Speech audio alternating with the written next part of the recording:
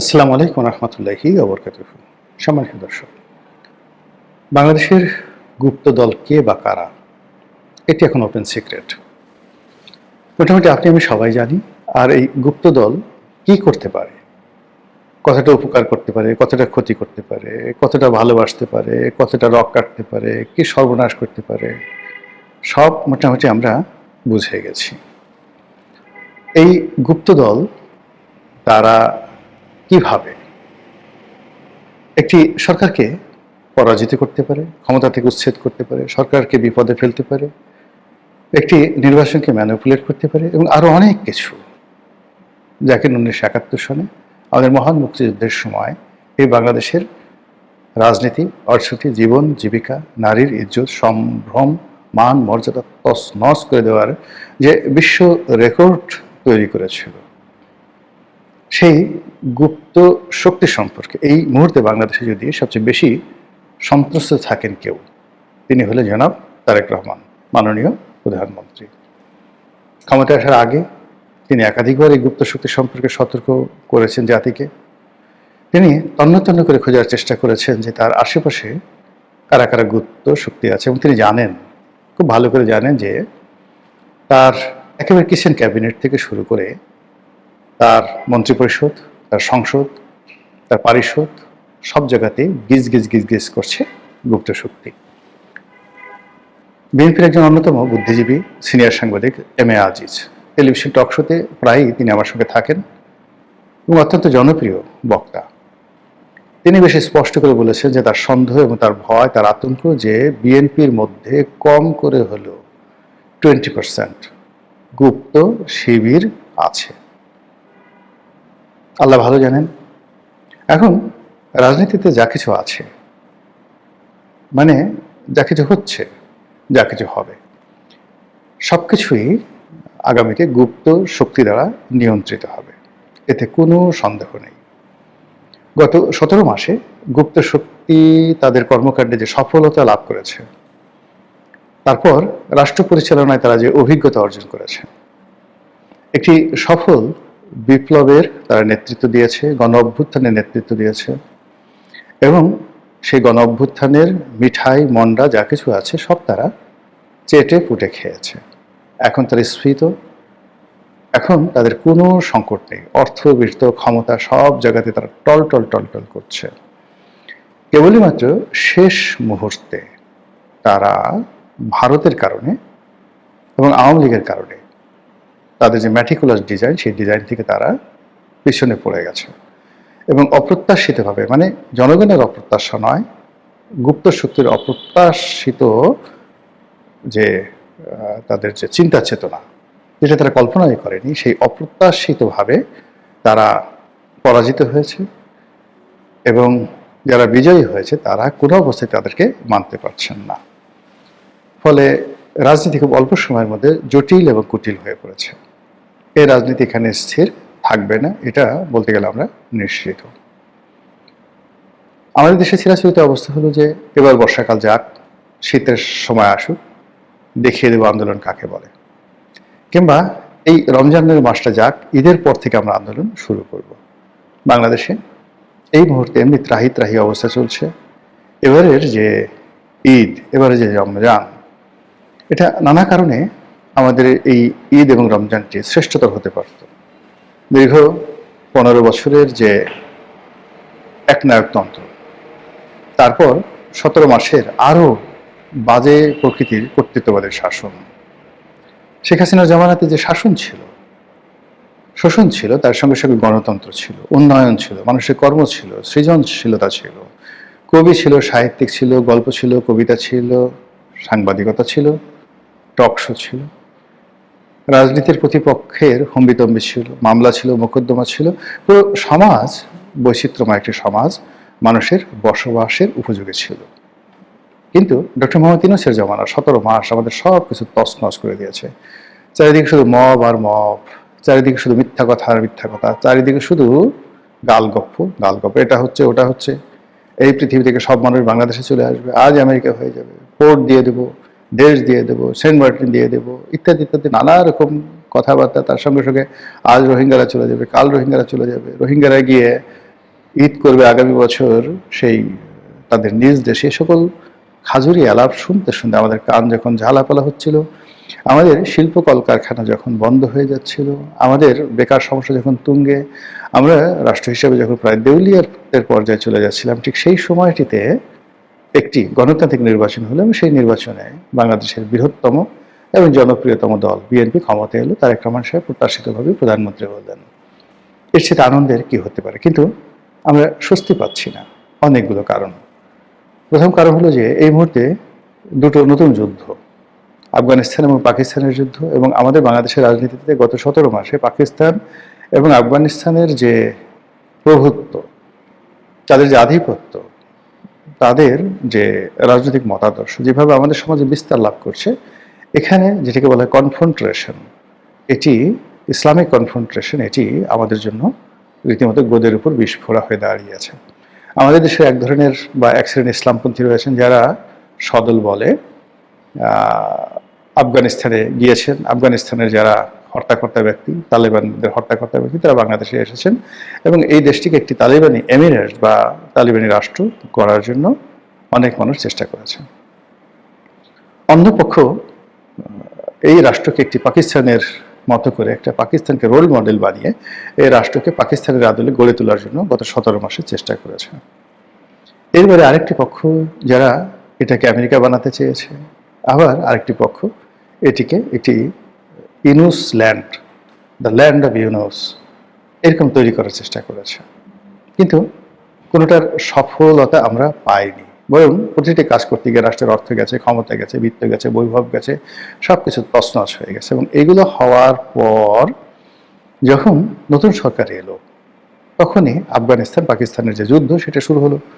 আফগান এবং পাকিস্তানের যে যুদ্ধ, সেই যুদ্ধের প্রেক্ষিতে আমাদের দেশে যারা অতি উৎসাহী যে সকল ইসলামপন্থী রয়েছেন, পাকিস্তানপন্থী রয়েছেন, আফগানপন্থী রয়েছেন, তাদের মধ্যে নিঃসন্দেহে কোলাকুলি হবে না, তাদের মধ্যে চুমোচুমি হবে না, তাদের মধ্যে বিয়ে শাদী হবে না, তাদের মধ্যে যা হবে আশা করতে পারেন, আশঙ্কা করতে পারেন, এটি পাকিস্তান আফগান সীমান্তে যা হচ্ছে অনুরূপ কিছু একটা হবে। এটা হলো বর্তমান সরকারের জন্য একটা মারাত্মক বিপদ, যা কিনা এই সরকারের ঘুম হারাম করে দিয়েছে। দ্বিতীয় সমস্যা হলো এই মুহূর্তে ইরান এবং আমেরিকার যুদ্ধ চলছে এবং এই যুদ্ধের ফলে আমাদের বৈদেশিক বাণিজ্য, আমাদের ফরেন রিজার্ভ, আমাদের যে ফুয়েল সিকিউরিটি, জ্বালানি নিরাপত্তা, তারপর মধ্যপ্রাচ্যে আমাদের যে শ্রমশক্তি রপ্তানি এবং রেমিটেন্স প্রবাহ, সব কিছু ঝুঁকির মধ্যে পড়েছে। আর ঝুঁকির মধ্যে পড়ে থাকার কারণে এই মুহূর্তে সরকার যে ডেপ্রিসিয়েশনে আছে, অর্থাৎ সরকার যে পরিমাণ টাকা আয় করছে, সেই টাকা দিয়ে সরকারের কর্মকর্তাদের বেতন ভাতা দেওয়াটাই সরকারের জন্য দুঃসাধ্য হয়ে পড়েছে। কিন্তু আমাদের দেশে যে পরিমাণ বেতন যায়, তার চেয়ে অনেক বেশি পরিমাণ অর্থ এই যে বিভিন্ন সময় আমরা বিদেশ থেকে ঋণ করেছি, সেই ঋণ পরিশোধ করতে হয় বৈদেশিক মুদ্রায়। তো বৈদেশিক মুদ্রা সেই ঋণ পরিশোধ করার জন্য ফরেন রেমিটেন্স লাগবে, এক্সপোর্ট লাগবে। ফরেন রেমিটেন্স এবং এক্সপোর্ট এই মুহূর্তে দুটোই বিপদের মধ্যে পড়েছে। অন্যদিকে সরকার মুদ্রা ছাপিয়ে দেশে মুদ্রাস্ফীতি বাড়িয়ে দিয়েছে সরকারি হিসেবে, আমাদের হিসেব না, রাষ্ট্রীয় হিসেবে। শেখ হাসিনা যখন এই দেশ ত্যাগ করেন, তখন 100 টাকার যে মূল্য ছিল, এটি কমতে কমতে এখন 46 টাকা হয়েছে, অর্থাৎ 54 টাকা নেই ইউনূসের জমানার জাদুতে। আর তারেক সাহেবের জমানাতে যদি আবার আরেক দফা মুদ্রাস্ফীতি ঘটে, তাহলে এই টাকার মান যদি 25 টাকায় নেমে আসে, তাহলে বুঝতে পারেন যে আপনি আমি কোথায় চলে যাব। বস্তা বস্তা টাকা নিয়ে আপনাকে বাজারে যেতে হবে। ইলিশ মাছ শেখ হাসিনা যখন ছিলেন তখন 1600 টাকা কেজি ছিল, এখন সেই ইলিশ মাছের কেজি 4000 টাকা। বোঝার চেষ্টা করেন যে ইলিশ মাছের গন্ধ শুকে আপনাকে সময় পার করতে হবে। এছাড়া আরও যে সকল জিনিসপত্র, নিত্য প্রয়োজনীয় জিনিসপত্র, সকলের দাম মারাত্মকভাবে বেড়ে গেছে। 70 টাকা ছিল বেসনের মূল্য, বেসন যেটা দিয়ে আপনার পেঁয়াজু, বেগুনি, হালিম যে বানান আর কি, বুটের ডাল, এগুলো এই কয়দিন আগে কিনলাম, দেখা গেল যে 120 টাকা না 30 টাকা দাম পার কেজি বেড়েছে। এইভাবে নিত্য প্রয়োজনীয় দ্রব্যের দাম, চাল, ডাল, আটা, ময়দার কথা না হয় বাদে দিলাম। তো সেই অর্থে অর্থনীতি এই ইরান এবং আমেরিকার যুদ্ধের ফলে কোন পর্যায়ে যাবে আমরা এখন পর্যন্ত বলতে পারি না। আর এই সময়টাতে তেলের রেশনিং হচ্ছে, পেট্রোল পাম্পগুলোতে রীতিমতো যুদ্ধাবস্থা, এবং আগামীতে যদি এই পেট্রোল নেওয়ার জন্য, পেট্রোল চুরি করার জন্য, পেট্রোল ডাকাতি করার জন্য একটা গ্যাং তৈরি হয়ে যায়, আমি খুব আশ্চর্য হব না।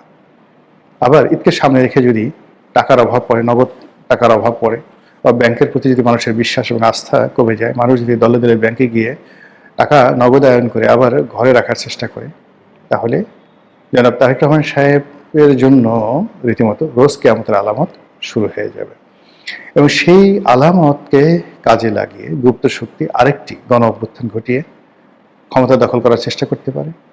এবং সেই কাজে তারা করবে না এটা বুকে হাত দিয়ে বলা যাচ্ছে। ইতিমধ্যে তারা অর্গানাইজ হচ্ছে এবং তাদের যে সকল ইতিপূর্বে প্রক্সি সংগঠন ছিল, 20 থেকে 30টি প্রক্সি সংগঠন ছিল, সেই প্রক্সি সংগঠনগুলো এই বিগত দিনে অনেকগুলো নির্বিষ হয়ে গেছে, অনেকগুলো তাদের মূল সংগঠনের সাথে একীভূত হয়ে গেছে এবং অনেকে প্রথম সারিতে এসে রীতিমতো দুর্নীতিতে আকণ্ঠ নিমজ্জিত হয়ে তারা অনেক কিছু তারা শেষ করে ফেলেছেন। কিন্তু এই নির্বাচনের পরে আবার দেখা গেল যে তারা নতুন করে রিঅর্গানাইজ হচ্ছেন, তারা আবার বড় বড় কথাবার্তা বলছেন এবং সেই শেখ হাসিনার পতনের আগে তাদের যে ধরনের প্রস্তুতি ছিল, তাদের অনেকে বলেছিল যে আমরা সশস্ত্র যুদ্ধ করার জন্য আমাদের ব্যাপক প্রস্তুতি ছিল। তারা অস্ত্র সংগ্রহ করেছিল নিঃসন্দেহে। যদি সশস্ত্র যুদ্ধ তো আর গুলতি হাতে তারা যুদ্ধ করবে না আর্মির সঙ্গে, কিংবা তারা ওই তীর নিয়ে, ছিটকানি নিয়ে, কিংবা ওই ঘরে যে চাকু আছে চাকু নিয়ে, বডি নিয়ে, দা নিয়ে, খুন্তা নিয়ে, কুড়াল নিয়ে, বাঁশ নিয়ে আমাদের এই যে সেনাবাহিনী পুলিশ বাহিনীর সাথে তারা সেই সশস্ত্র যুদ্ধ করতে চায়নি। তারা সশস্ত্র যুদ্ধ করতে চেয়েছে সে সকল অস্ত্র নিয়ে, যে সকল অস্ত্রকে বলা হয় স্নাইপার রাইফেল, 7.62 বোরের স্নাইপার রাইফেল, AK-47 থেকে শুরু করে পৃথিবীর যে সকল দামি যে ব্র্যান্ডগুলো রয়েছে সেই ব্র্যান্ডগুলোর অস্ত্র দিয়ে তারা যুদ্ধ করবে, এরকমই আকার ইঙ্গিত কিন্তু আমাদের যারা সামরিক বিশেষজ্ঞ তারা বিভিন্ন সময় আশঙ্কা ব্যক্ত করেছেন। অন্যদিকে শেখ হাসিনার পতনের সময়টিতে বহু থানা লুট হয়েছে, সেনাবাহিনীর বহু অস্ত্র লুট হয়েছে, SSF-এর বহু অস্ত্র লুট হয়েছে, যার কিয়দাংশ এখন পর্যন্ত উদ্ধার করা সম্ভব হয়নি। এই অস্ত্রগুলো যদি শানিত হয়, এগুলো ধারালো করা হয়, শান দেওয়া হয়, এবং এই যে দেশের যে সমস্যাগুলোর কথা বললাম, অর্থনৈতিক সমস্যা, পেট্রোলের সমস্যা, রাজনৈতিক সমস্যা, তার সঙ্গে সঙ্গে যে বিএনপি যে নতুন সরকার গঠন করল তাদের অনভিজ্ঞতা এবং বৈশ্বিক অবস্থার কারণে যে নিত্য পণ্যের যে দাম এটা বৃদ্ধি, মুদ্রার মান কমে যাওয়া এবং সমাজে বিশৃঙ্খলা অস্থিরতা বৃদ্ধি পাওয়া, চাঁদাবাজি বৃদ্ধি পাওয়া, অন্যায় বিচার বৃদ্ধি পাওয়া, এই জিনিসগুলো যখন চলতে থাকবে উইদিন 2 সপ্তাহ, ঈদের আগে 1 সপ্তাহ, ঈদের পরের 1 সপ্তাহ, এই 2 সপ্তাহের মধ্যেই দেখা গেল যে অনেক কিছু নিয়ন্ত্রণের বাইরে চলে যেতে পারে। আর এই নিয়ন্ত্রণের বাইরে যাওয়ার জন্য গুপ্ত শক্তি তাদের যে সকল পলিসি রয়েছে, তারা জানে কি করে মেট্রো রেলে আগুন দেওয়া হয়, তারা জানে যে কি করে সরকারি সম্পত্তি, বাংলাদেশ টেলিভিশন থেকে শুরু করে সবকিছু আগুন দেওয়া হয়, তারা জানে খুব ভালো করে যে কি করে সেই পুলিশদেরকে মেরে টানিয়ে রাখা হয়। যে কাজটি পুলিশের সাথে করা হয়েছে সেই কাজটি যদি আনসারের সাথে করা হয়, সেই একই কাজ যদি সেনাবাহিনীর সঙ্গে করা হয়, তারা মাঠে আছে, সেই একই কাজ যদি বিজিবির সঙ্গে করা হয় কিরকম একটা অবস্থা তৈরি হবে। সেই একই কাজ যদি এই যে যারা নতুন MP নির্বাচিত হয়েছেন, সংসদ সদস্য নির্বাচিত হয়েছেন, তাদের সাথে করা হয়, এবং সেই কাজ যদি বিশেষ করে যে সমস্ত লোক শেষ মুহূর্তে গুপ্ত শক্তির সাথে বেইমানি করে, মুনাফিকি করে, তারপরে শেষে ক্ষমতার লোভে, মন্ত্রী হল লোভে যারা তাদেরকে ত্যাগ করে বিএনপির সাথে যুক্ত হয়েছেন, তাদের সঙ্গে যদি সেই কাজ করা হয়, তাদেরকে একটু কোথাও টানিয়ে রাখা হয়, সকালবেলা মানুষজন দেখলো যে অমুক লোক ঝুলে আছে, সারা বাংলাদেশে যে প্যানিক তৈরি হয়ে যাবে, সেই প্যানিকের মধ্যে টুস করে গুপ্ত শক্তি যদি ঢুকে পড়ে, আরেকটি অভ্যুত্থানের নাম করে আবার যদি ক্ষমতা দখলের চেষ্টা করে, কাউকে যদি আবার পালিয়ে যাওয়ার জন্য তারা সুযোগ না দেয়, তারা তো বলেই দিয়েছে যে শেখ হাসিনা যেভাবে পালিয়ে গেছে ওভাবে তোমাকে পালিয়ে যেতে দেওয়া হবে না, তুমি যেতে পারবা না, তোমাকে রেখে দেওয়া হবে। এই কথাগুলো নেহাত কথার কথা না, এই ধরনের কথা বাংলাদেশ ইতিপূর্বে হয়নি। যেহেতু এই ধরনের কথাবার্তা হয়েছে, কাজে এগুলো রাজনৈতিক মূল্য আছে, অর্থনৈতিক মূল্য আছে, তো কাজেই যারা ক্ষমতা আছেন সাধু সাবধান, একটি সম্ভাব্য গণ অভ্যুত্থান, একটি গুপ্ত শক্তির নানা রকম গোপন তৎপরতা এবং রাজনীতি, অর্থনীতি, দেশের জন্য যে সকল যাকে বলা হয় মরণ ফাঁদ যারা তৈরি করেছে দেশি বিদেশি চক্রের সাথে চক্রান্ত করে, তার থেকে বর্তমান সরকারকে আল্লাহ হেফাজত করুন, দেশবাসীকে হেফাজত করুন, এই দোয়া করছি। আসসালামু আলাইকুম ওয়া রাহমাতুল্লাহি ওয়া বারাকাতুহু।